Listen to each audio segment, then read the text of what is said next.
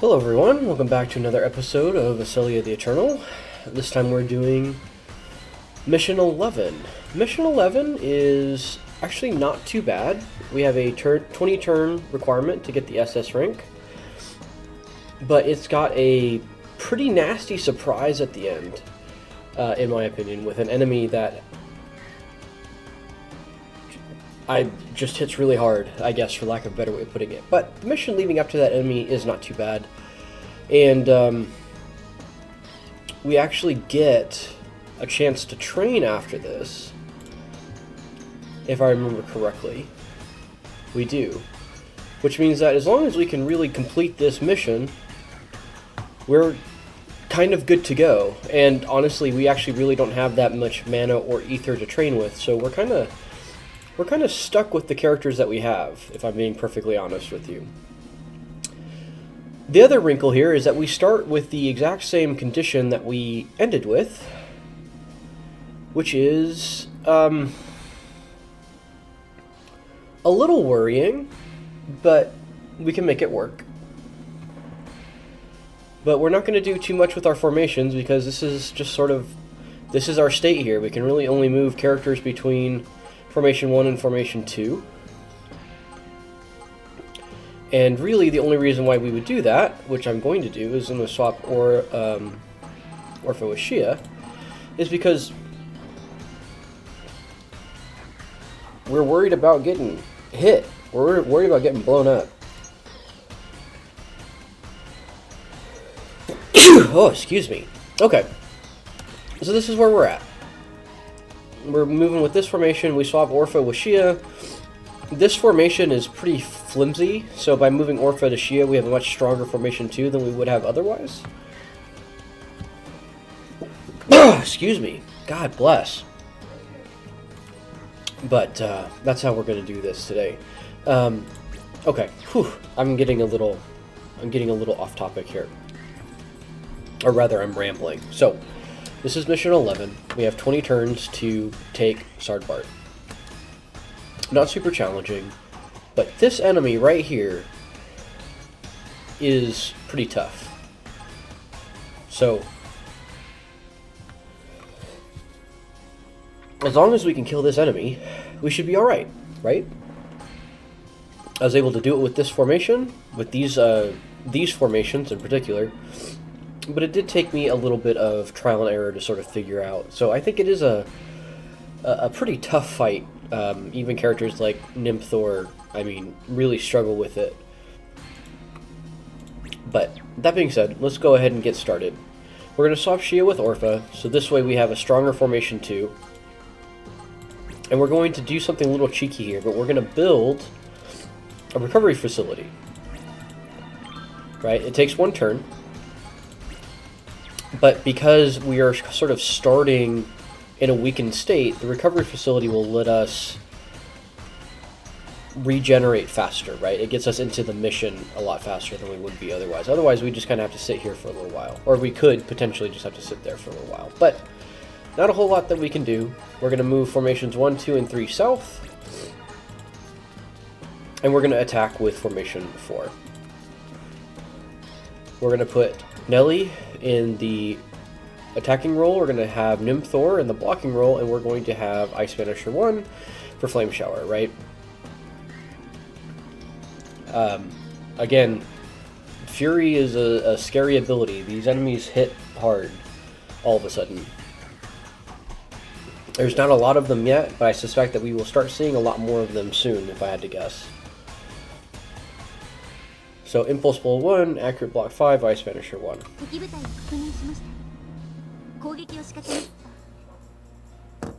Sorry, all that sneezing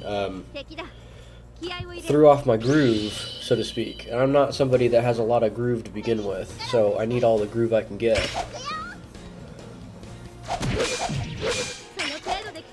But Nelie continues to be pretty strong. Nimthor continues to be pulling her weight, but Fury just does a lot of damage because it hits 4 times. And I know it's supposed to equal out, but I don't think that it does.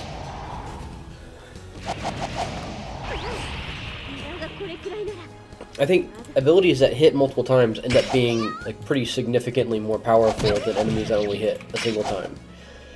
Maybe that's just anecdotal, but that is sure the way that it seems. But fortunately, Nimthor is able to just barely survive, and we're able to kill this defender.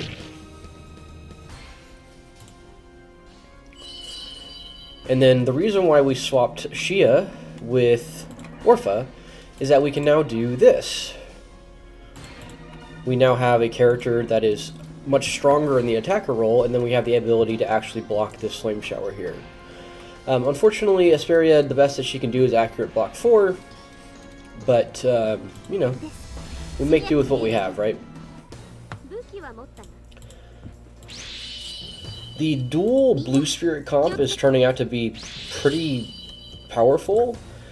As long as you are fighting enemies that have skills that can be interrupted, the dual Blue Spirits is maybe one of the strongest things that you can do. It's really when you're only against Black Spirits that it kind of loses a lot of steam. But having, you know, 2 characters that can attack and 2 characters that can interrupt, and once we get Ether Sync, have 2 characters that can do damage from the support role is actually pretty versatile. This is sort of the next best situation here, because Himika can do damage in the attacker role even though she's a red spirit. And then if I need to, I can swap her out with Shiah for even more damage. So it's a nice compromise on the double Blue Spirit composition. We get our recovery facility. I don't think that it activates just yet. I think it actually technically activates on like the next turn, which is kind of weird, but it is what it is, right? Alright, so formations. We're going to swap Aselia with Eselia. We're going to swap Orpha with Shiah. And we're going to swap Nanaru with Himika. Why do we do that? That's what the guide says. I don't ask questions. Alright.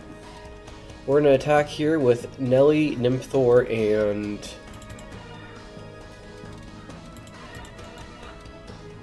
Aselia. And we're going to use Harvest here. And we're going to use Leap Attack 1, so we'll attack once, heal, and then this enemy is out of charges so they can't attack us again. This just, Leap Attack 1 just guarantees that we get the heal off, right? Whereas Nelie would kill, might potentially kill with Leap Attack 2. She definitely doesn't kill with Leap Attack 1, right? And we want to get the heal off because otherwise we,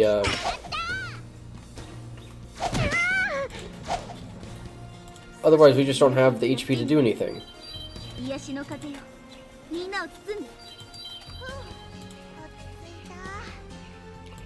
There we go.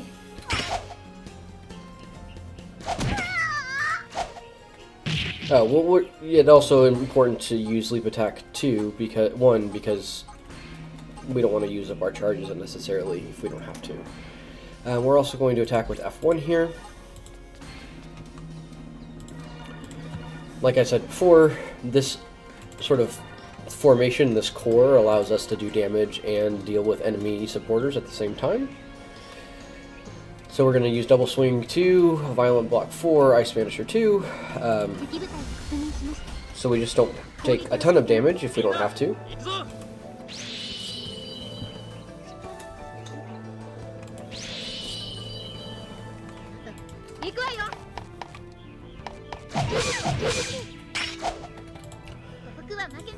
I'm not sure if Himika kills here or not.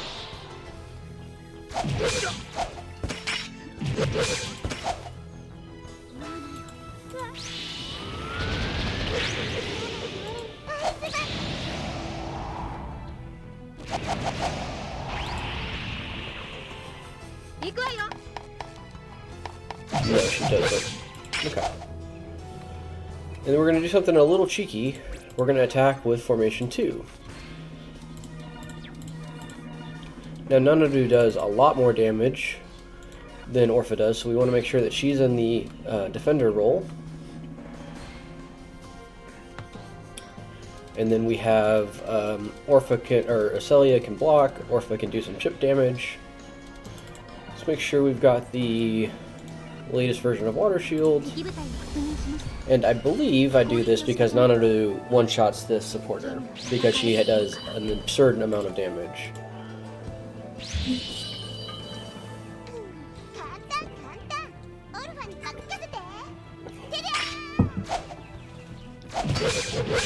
Of course, Orpha does no damage right now, and maybe perhaps ever, unfortunately.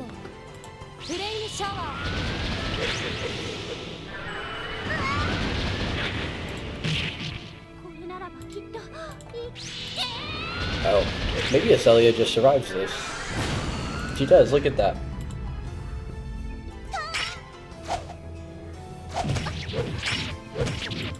And Orpha just barely doesn't kill, which is fine.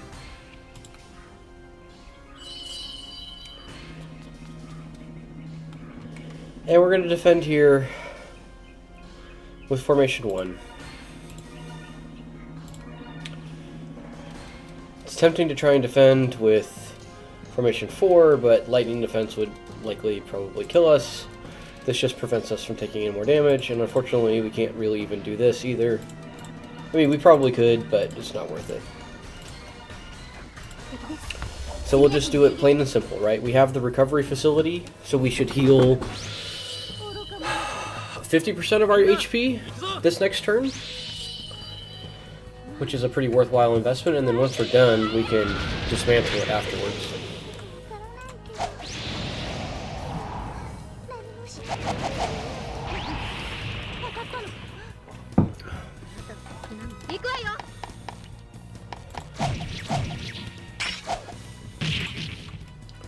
And while we don't get any forward momentum this way, we manage to all stay on the town, and this enemy's coming to us, so it kind of works out, right?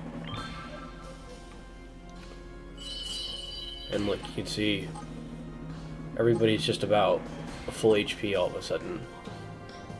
Almost. Not quite, but pretty close. Alright, we're going to move some people around here. We've got Shiah, Yuuto, and Nanaru. We're our old standby. We're going to do Orpha, Aselia, and Himika. We're going to do Faren, Halion, and Selia. This hasn't changed. We're going to do Eselia, Nimthor, and Nelie. We're going to attack with F1. Yuuto can survive this ether sink, so we're not super worried about it. We're going to use Leap Attack 2 to hopefully kill this black soldier.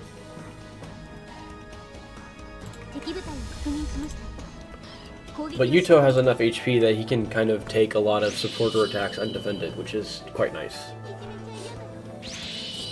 Yuuto continues to actually be a pretty pivotal unit in terms of what strategies I'm allowed to use. Something that's kind of difficult to understate is how valuable it is to be defensive aggressively. And being in a situation like this where we can use a red spirit instead of a blue spirit because our defender can take the hit is actually a pretty big deal. It makes some of these formations a lot faster to deal with, whereas otherwise they would be relatively slow, right? And in this case, since we're going to attack with F4, we pretty much neutralize this unit because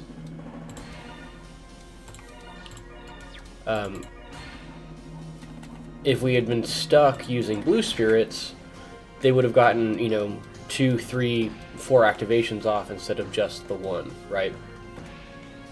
We're going to use Leap Attack 1 here to preserve our charges, since this will take us out of town. And we're going to use Ice Banisher 2 because we don't... Nimthor does not have enough HP to take the hit, unlike Yuuto.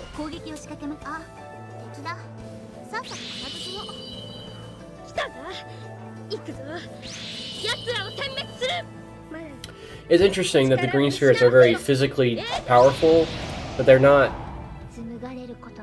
They're also kind of fragile in a weird way.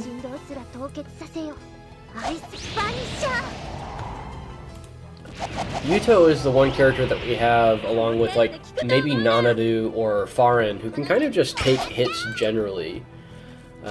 Although obviously Yuuto is better at it than Nanaru or Faren are, for obvious reasons. The green spirits are specifically very good for dealing with physical damage, but they kind of struggle against elemental damage. Move everybody west. Right, we got to go forward if we want to win the mission. And then for the next 2 turns, we're just going to kind of move everybody closer to the enemies, right?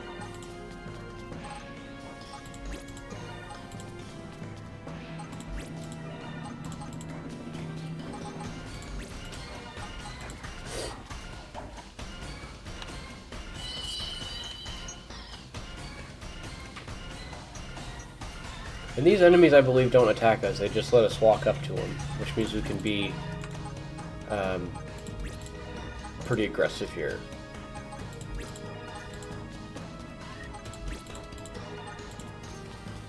Now, this is really sort of superfluous, but I'm going to demolish this recovery facility. We get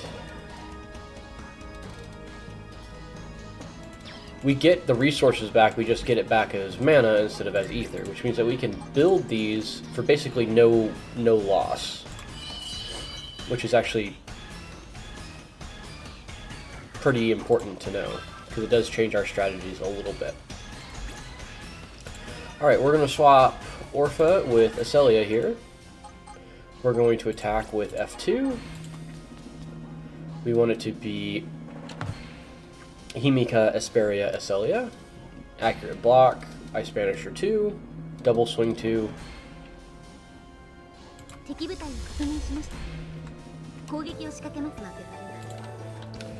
It looks like Himika should be able to kill this defender here.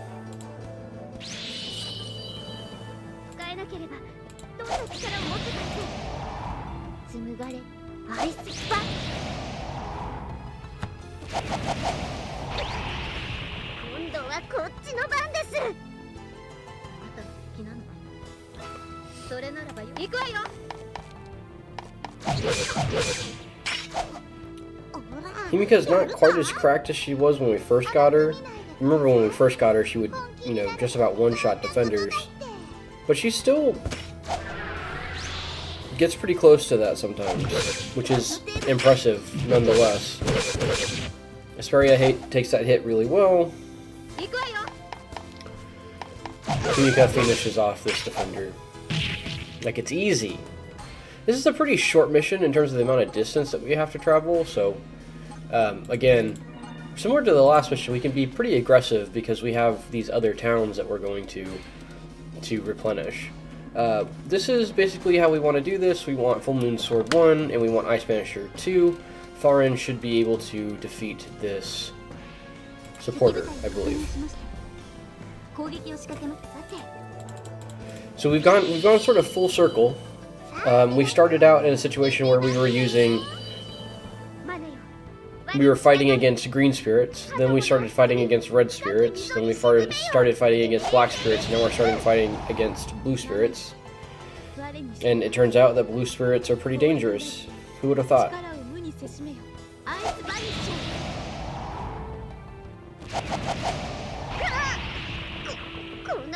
Who would have thought?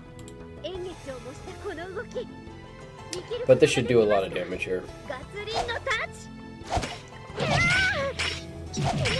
Yeah. Like I said, there's something deceptive about Faren's numbers.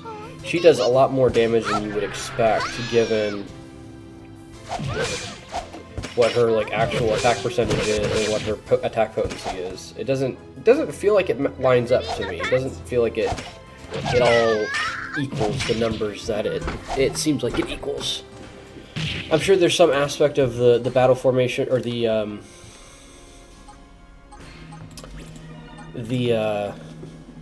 calculation that I'm not taking into account, but it does strike me as a little bit odd. We're going to attack with formation 4 here, just to finish off this attacker. Impulse Blow 1, Accurate Block 5, and Fireball 1.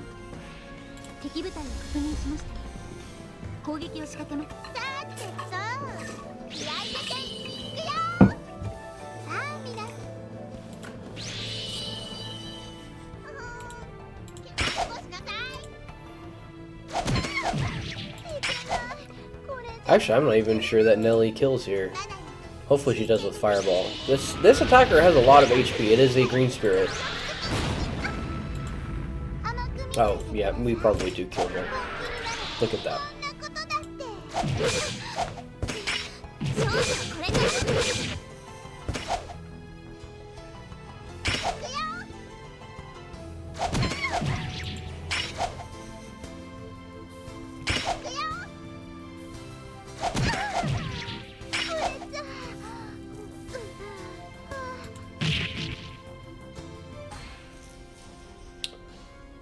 And then we move up with F1, and now everybody's back together again.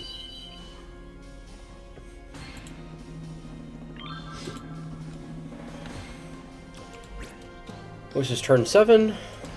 We're going to attack with F2. Same thing, we don't want to take Ether Sink if we don't have to. It does a lot of damage to our green spirits, who are pretty susceptible to elemental damage. Double swing, Ice Banisher 2. Excuse me. That was my... I don't know why I cracked my knuckles so much.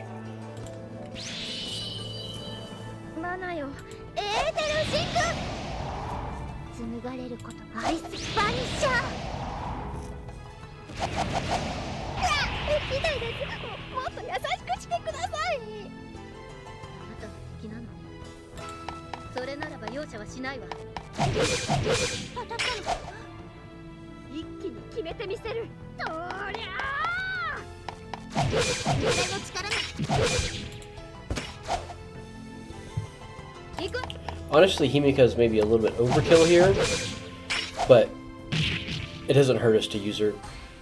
And then, kind of the same thing we did last turn. We're going to do Formation 2 into Formation 3. This time, though, unfortunately, we're going to attack the attacker rather than the supporter. So the supporter gets to live for another turn.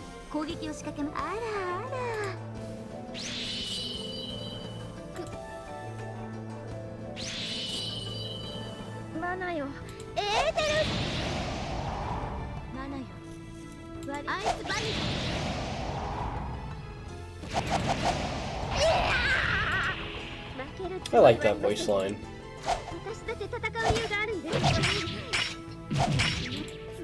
Almost one-shots, which is a lot, actually. For her to do 1100 damage is a lot.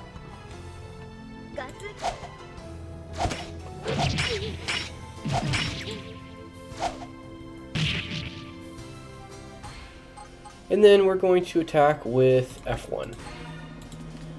This is a little bit of a strange order to do things, but essentially Yuuto can take this hit, and this just allows us to kill this unit this turn.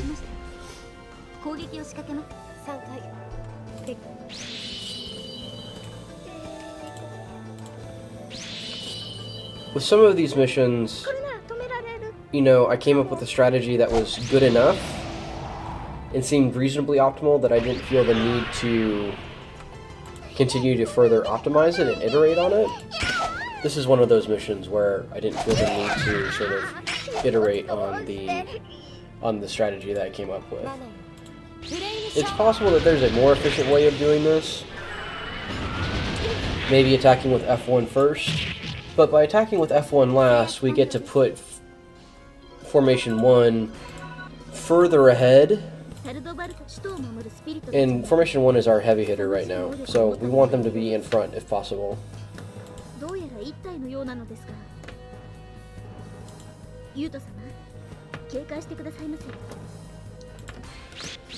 And that's just Aselia telling us that the enemies are dangerous, which is true, but there's not really anything that we can do about it now. And then we're going to build another recovery facility, right? Again, these are net neutral, and then we get exactly the same amount of mana back for them as it costs ether to make, and we can convert mana to ether at a 0 loss rate. So we can just build recovery centers on every town that we go to, which is pretty cool. We haven't really needed that tech before, and honestly, I don't know that we really need it this time either. But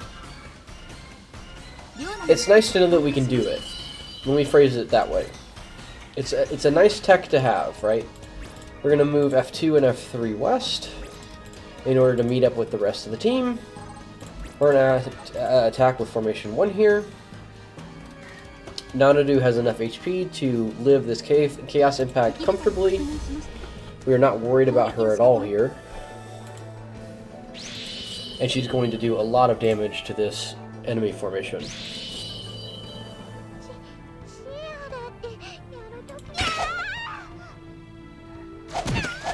Actually, it doesn't even matter because she's just going to kill the Black Spirit.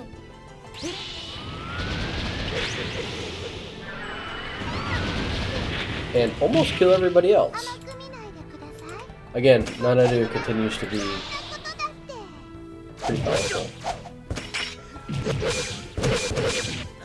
Sorry, this particular mission feels a little bit informal. I don't know if it's just the way that I started, or if it's just the mission itself, but I don't know. I did not feel the need to be especially deliberate with this mission. With mission 9, there is at least that sort of need to optimize the turns because I wanted to level up my units, right? But because I don't need to level up my units this mission, my goal really is just to beat the mission quickly. I end up with a strategy to do this in 15 turns. We probably could have gotten it down to like 13 or 14 if I really tried, but because I ended up with something that worked reasonably well, I felt pretty comfortable just sticking with it, right? Which I think is a nice change of pace, because some of these missions have taken me multiple days to get through, versus this one taking me, you know, one real attempt and then a recording session. We're going to use Leap Attack here plus Flame Shower, just because Fury is the real threat here. Shiah allows us to bypass the defender to attack the attacker directly, but with Wind Whisper 2, we could potentially spend a lot of time attacking this defender. So Shiah plus Nanaru should allow us to kill this attacker. We are still going to take a lot of damage because Yuuto is not our best defender, but he's bulky enough to take the hit. And with Fury specifically, what you're really looking for is bulk, right? None of our defenders can really take Fury well. It is extremely painful for pretty much every green spirit that we have, as well as every non-green spirit, obviously. So the fact that Yuuto has as much bulk as he does is pretty important for this mission in particular. If we didn't have Yuuto, we wouldn't necessarily have someone to take Fury at all.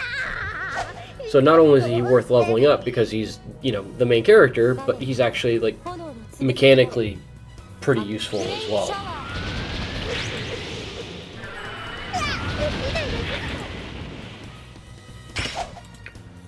And we just get rocked here.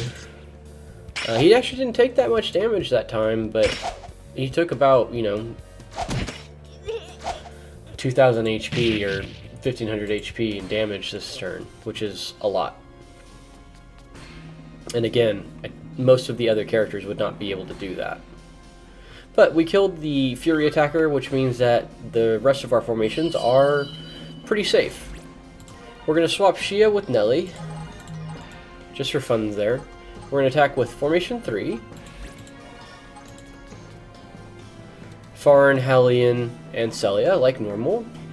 We're going to use Ice Banisher 1, because it's free, basically. And we're going to finish off this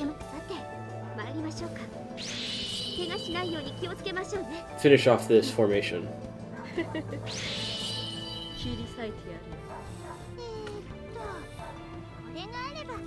I'm not really sure how I feel about Faren yet, but she's definitely performing better than Halion was.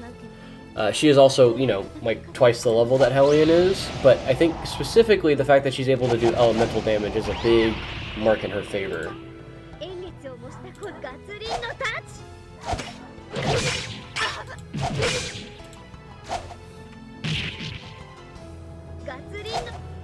But she cleans up here, and she does quite a bit of damage.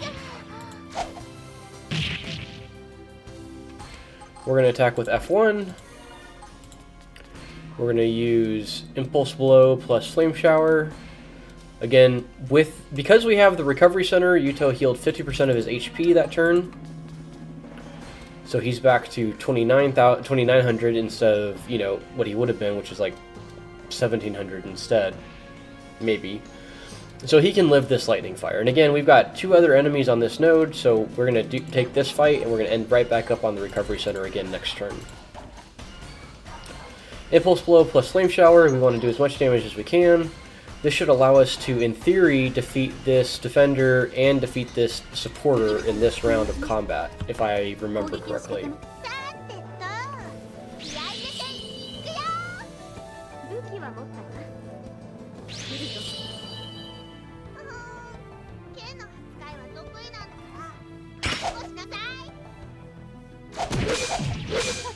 Ooh, that's good damage. She might be able to just take out this entire formation, actually. Seems like a lot to ask for, but not too far off if she doesn't.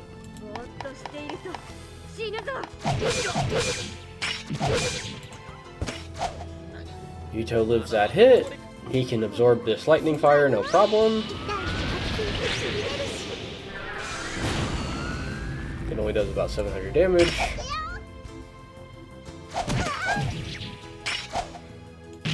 Do we defeat this attacker? We do, look at that. You're able to take out the whole formation in one round of combat. That's pretty good. We're going to attack here with... We got another unit with Fury, so we got to be careful. But we're going to attack here with Formation 4. Shiah with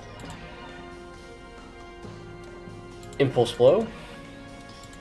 And Orpha with Flame Shower.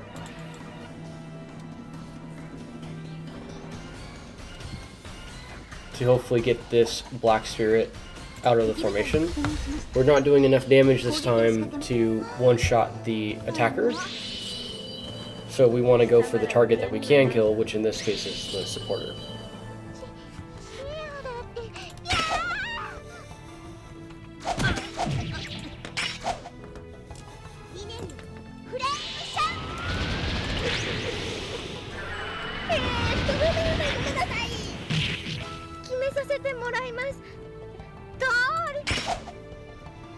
Nimthor takes a lot of damage here, unfortunately.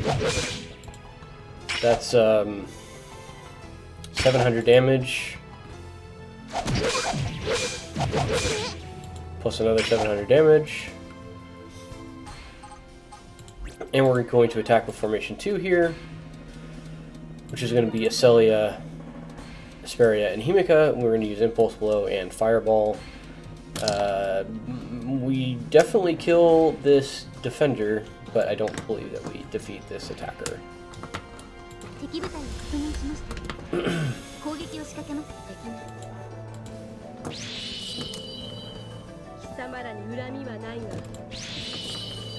This is one of those missions where forward momentum actually matters quite a bit, because like Mission 3, the moment that you make it to the final node, all of your units are available to you. So we probably could have been a little bit greedier. Excuse me. We probably could have been a little bit greedier with the way that we planned this out, but the turn count is not the problem with this mission. It's the damage. So we're taking it slow. We're taking it easy here. Not in a rush. This also allows our characters to spend more time on the recovery center, so any of this damage that we're taking is just being healed up instead. They don't attack us, which is fine. We don't need them to attack us.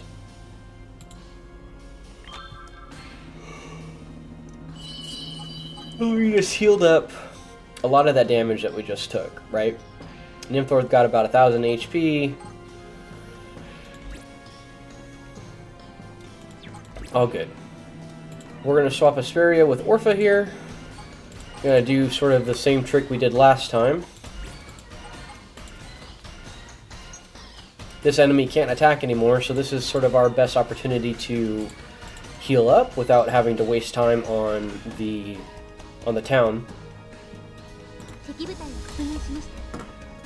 This allows us to get another 25% HP on our characters, which is meaningful.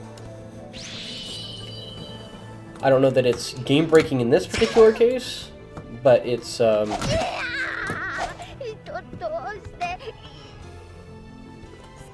it's a good strategy to have in your back pocket.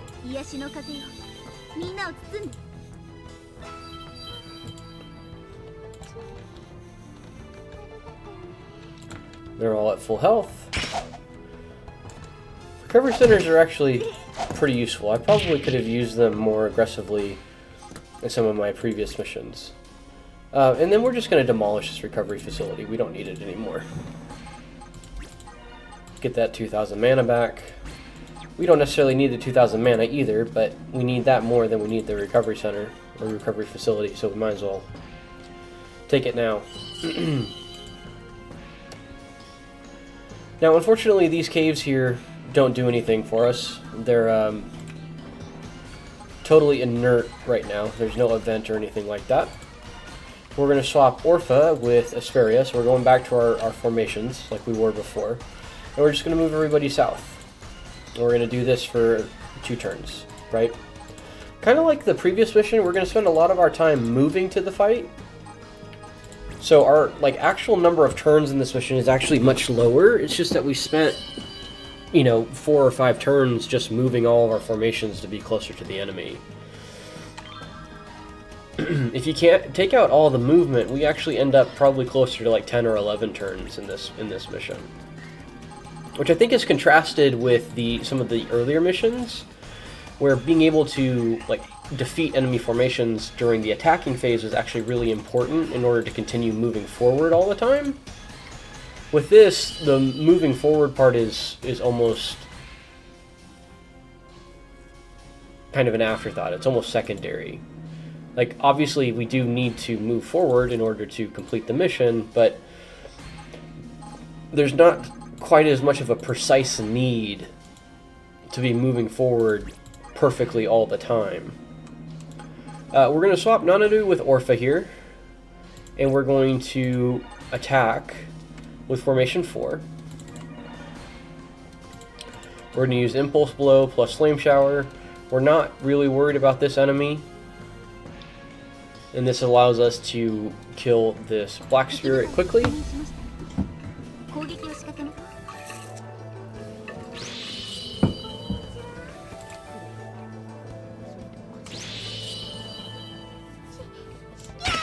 Alright, trying to take advantage of the fact that we move first when we're attacking to kill enemies before they have the chance to counterattack us, right? If we were just defending, I probably wouldn't be making the same series of moves, because we just wouldn't need to.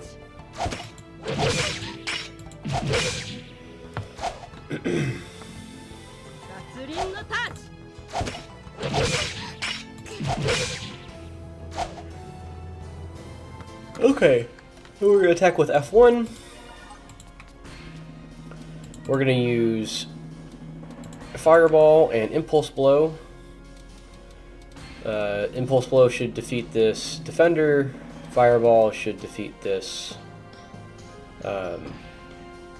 attacker here. Maybe. Maybe not.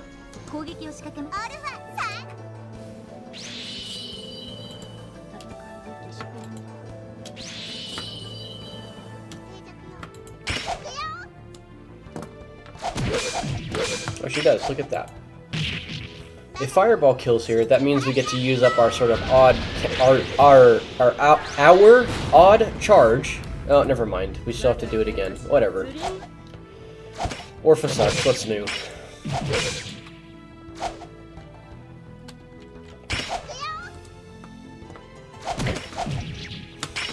Orpha really has not been performing at the level that the game sort of hints that she's capable of, which is unfortunate. We're going to attack with... What is this? F2. Let me change my notes. I wrote F4 twice. And we're going to do it like this. Double swing, accurate block 4, Ice Banisher 2.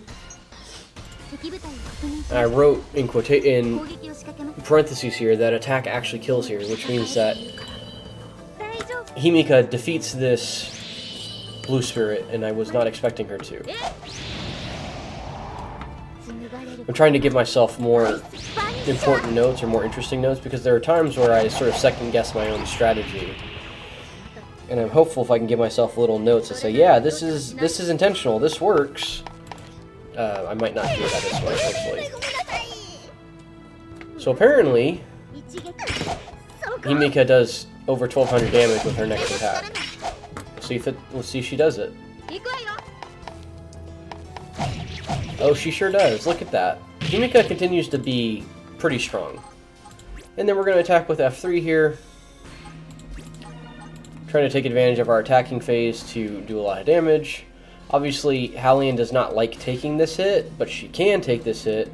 And Faren should do pretty decent damage here.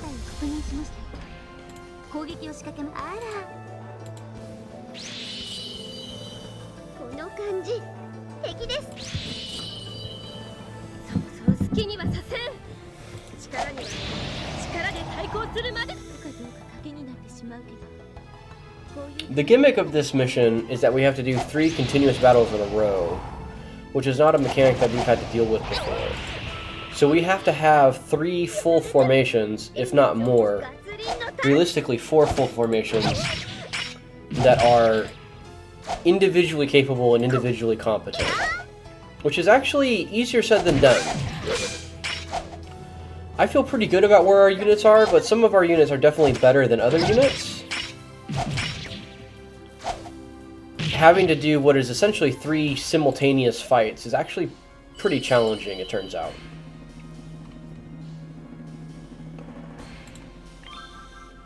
Alright. We're going to swap Orpha with Nanaru, and we're going to swap Nelie with Himika. We're going to attack with F2.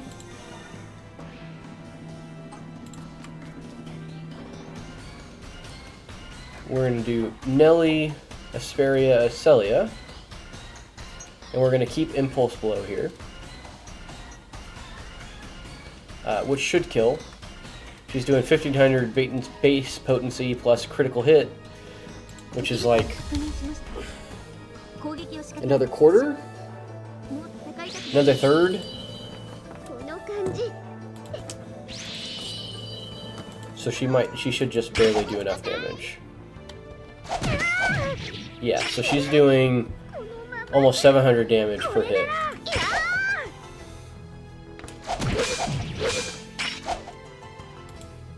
So I think that is, like, actually an extra third, maybe.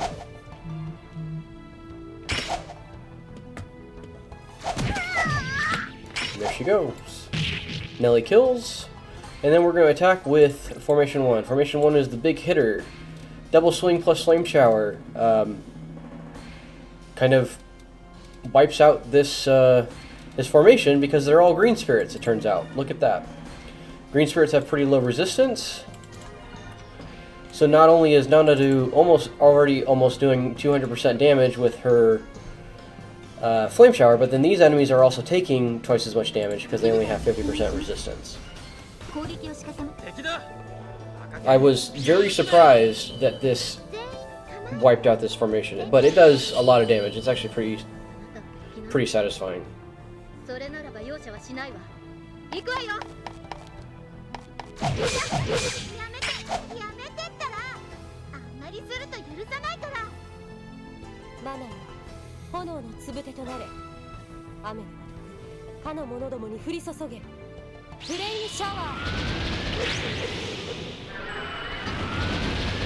Look at that. She did 2,500 damage with that flame shower to one enemy. She did 2,500 damage to 3 enemies simultaneously. Nanaru just did 7,500 damage with one attack. That's pretty absurd. That's pretty absurd. And then we move everybody else south.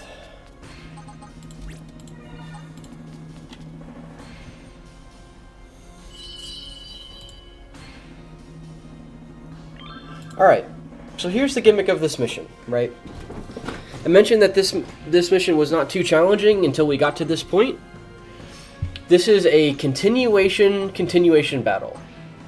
As soon as we interact with the town, with Sardbart, we are then put in a situation where we have to pick our formations, and then we have to defeat all 3 continuous battle formations in one shot, essentially. We can switch between the different formations as we like, but once we have picked the formations, we cannot move characters between formations. So whatever we start with is what we end up with. The first 2 are not too bad. The final one, it turns out, is one of the most challenging enemies that I've had to deal with in this mission, because super long consecutive battles.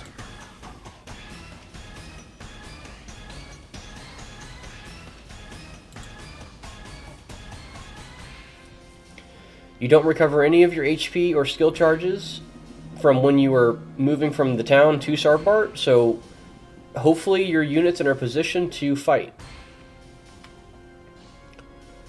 Alright, so having said all of that, I do have a strategy to do these continuous battles with only 2 formations. Now, this is not a flex. Let me be clear here. This is not a flex. I did this because none of my defenders, none of my green spirits could survive a round of combat against the final formation. But let me show you what I mean. We're going to use Leap Attack 2 here, plus Flame Shower.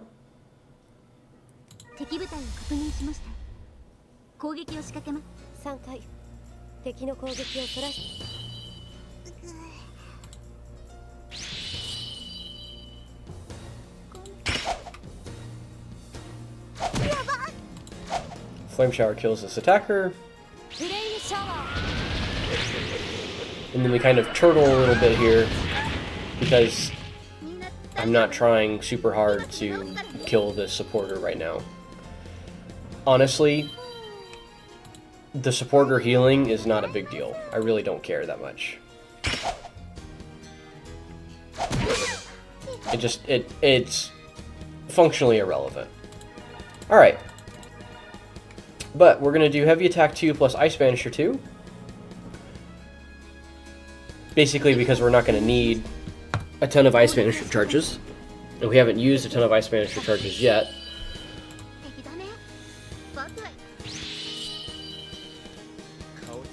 This first mission, this first formation is kind of a gimme. They're tanky, but they don't hurt very hard. So they kind of exist as a way to use up some of your skill charges, I think is probably the most accurate way to phrase it. They're there to... They're a turtle formation. They're there to make you use up, you know, your more important or more impactful skills, right? It's the other formations that we have to worry about. We're going to do it again.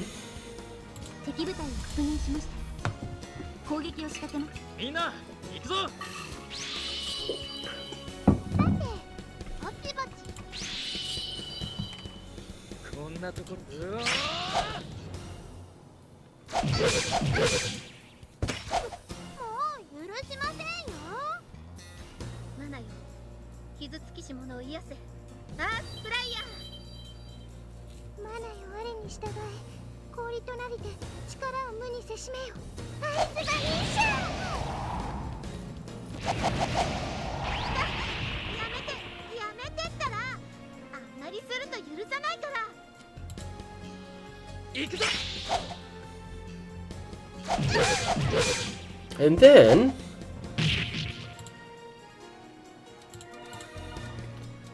we're going to do Leap Attack 1, and we're going to do Inspire. And Inspire really is here just to heal up Yuuto. This is the only reason why we do this particular sequence of attacks, is because we want Yuuto to be at as high HP as possible. And I'll show you why later.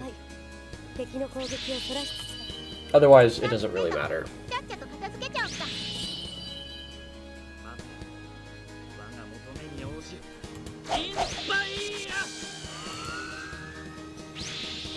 I tried a lot of different strategies for this combination of battles.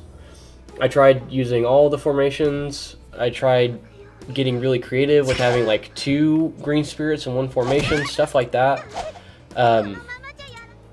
But I just found that Yuuto in particular was so bulky that he was kind of our best option, right? And being able to go into the 3rd battle with a full HP Yuuto is actually really important. But for Squad 2, we can kind of get away with this. This formation, again, is still doing damage. Ether Sync hits pretty hard. Full Moon Sword 1 hits pretty hard. But, so, this formation is a little bit scarier, right? There's a progression from 1, 2 to 3, where 2 is kind of in the middle. It's a little bit scarier, but still not that scary.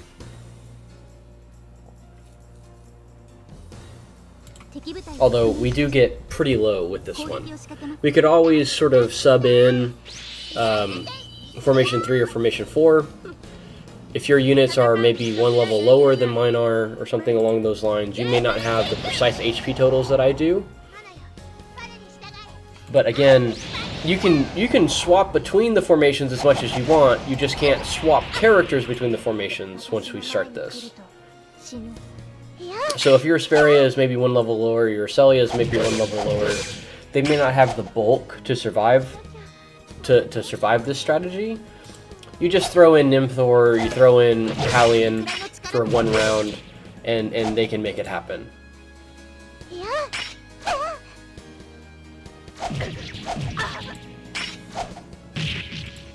Selia kills that attacker, or kills that defender. Aselia takes a big hit here.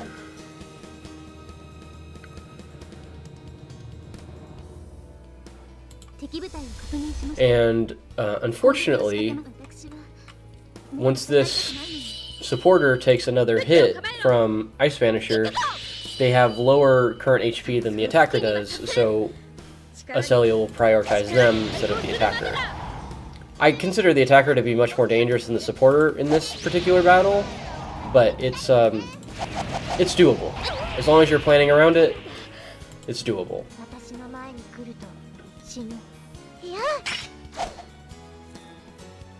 But it does mean that Aselia cannot take another round of combat with this attacker, because this attacker will kill her in the next round of combat. As you can see.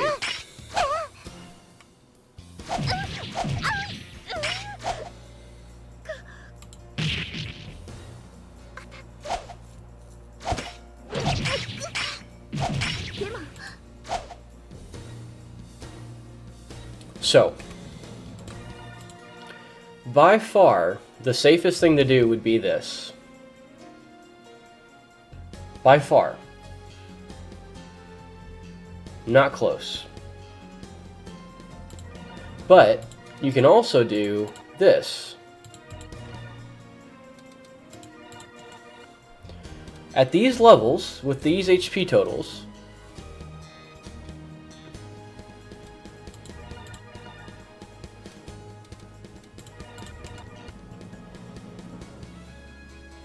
Aselia barely lives.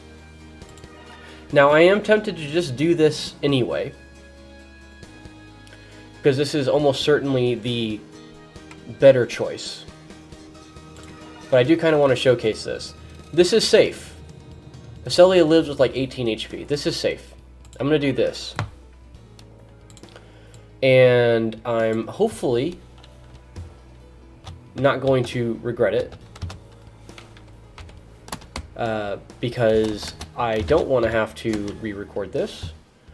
But I think it is just outright a better strategy. So I'm going to do it.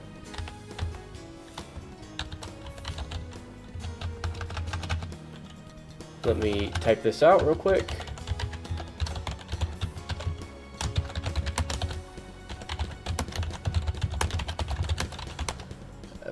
Essentially, Nimthor should not take any damage during this round of combat. That's the reason why it's safe. And Himika plus Orpha should do plenty of damage. So we're gonna pivot in the last minute to a smarter strategy that does not require your characters to be at precisely the same level that my characters are at. Ooh, look at that. She might kill. No. Orpha just doesn't do very much damage. Yeah, so Nimthor survives this. This is by far the better strategy here. If you don't believe me, try the other one. But this is smarter. And then, okay, so we went from an easy, relatively easy enemy to a medium difficult enemy to now the hard enemy. This enemy hurts. I'm sorry to say. This enemy hurts. There's no two ways around it. This enemy hurts. We can take it temporarily, but this enemy hurts. Our biggest priority is actually this attacker here. We actually really don't care very much about this supporter. It is the attacker that worries us. Because we can interrupt the supporter, but if we use Halion, if we use Nimthor, even at full HP, they do not survive this attacker. I don't know what changed. I don't know why all of a sudden we went from being able to survive Fury to not being able to survive Fury. Maybe it's because we were actually dealing with Impact Blow 2 and not Fury 1, but we cannot... I was not able to come up with a strategy where the Green Spirit survived Fury 1 without spending a lot of time on surviving and not enough time on killing.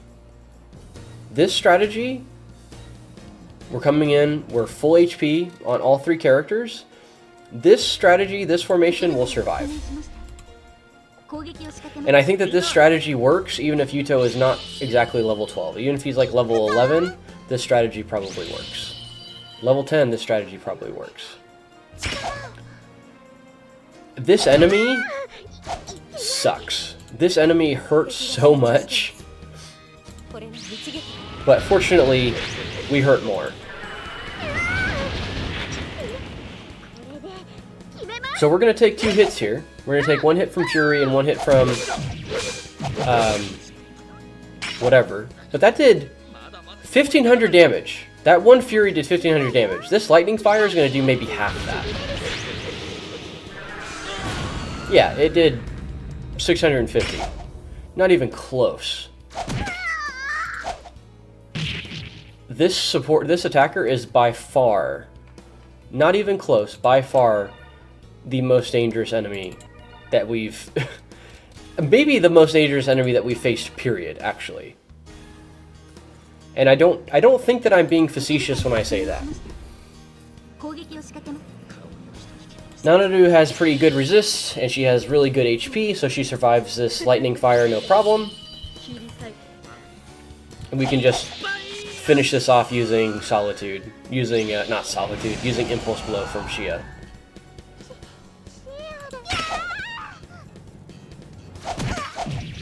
So, yeah, this final formation is tough. This final formation is the stat check. The final formation in the last mission with the Impulse Blow 2 was hard enough, but this formation is the stat check. If you do not have enough bulk or enough damage to survive this formation or kill it quickly, or realistically both, this formation will wall you. It's actually was actually really surprising how much I struggled with this enemy, because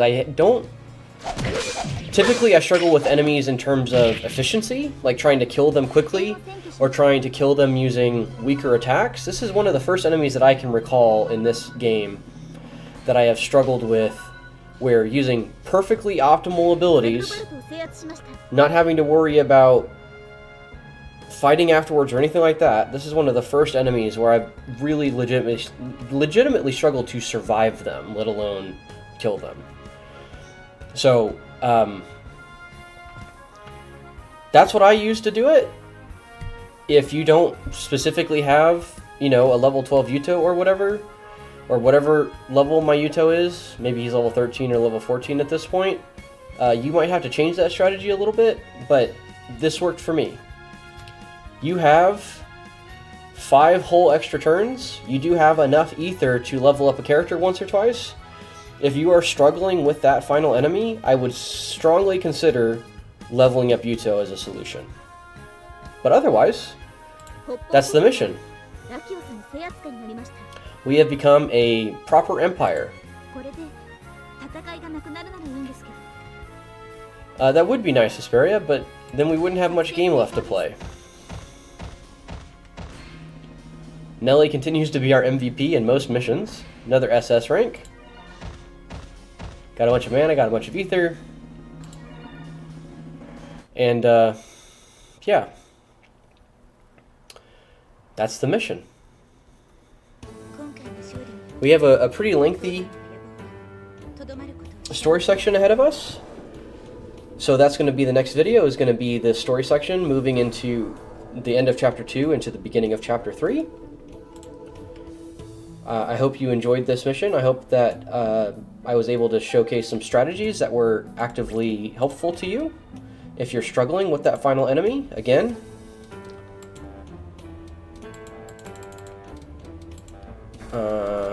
interesting. Am I maxed out?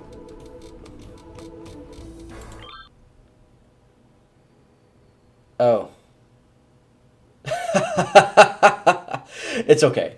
I already had... That's so funny. I already had a save. I had a save from when I was testing. Whoo-wee! Alright, that's the end of the mission. Thanks for watching. I'll see you guys next time.